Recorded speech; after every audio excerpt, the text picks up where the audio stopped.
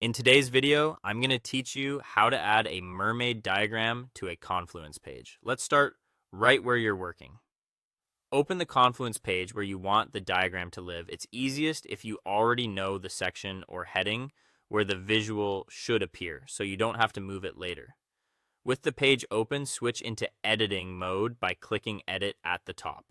This puts the page into a state where you can add macros, rearrange content, and make your changes safely before showing them to your team.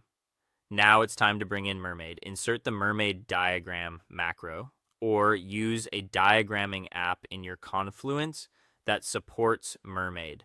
In many setups, you can type a / in the editor and search for Mermaid, or you can use the insert menu to pick the macro. If your site uses a third-party diagram tool, look for its Mermaid option. The goal here is the same in either case. Open a code box where Mermaid syntax can be entered and rendered. Paste your Mermaid code if you have it prepared, or type it directly into the macros editor. Keep your code tidy and readable. Use clear node names and consistent connections so that updates are easy later. If you're just testing, start small, like a simple flow with a few nodes, then expand. Mermaid supports many diagram types, including flowcharts, sequence diagrams, and more, so make sure the first line of your code declares the correct diagram type. Before you finalize anything, preview the diagram to check the layout. Most Mermaid editors in Confluence provide a built-in preview so you can see how the diagram will render right on the page.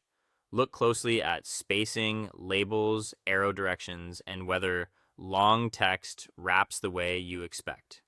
This quick check can save you time and confusion for readers. If something doesn't render correctly, fix the code right in the editor. Common issues include typos in node labels, missing connections, or an incorrect diagram type at the top. Try simplifying the diagram to the smallest working version, confirm it renders, and then add elements back one at a time.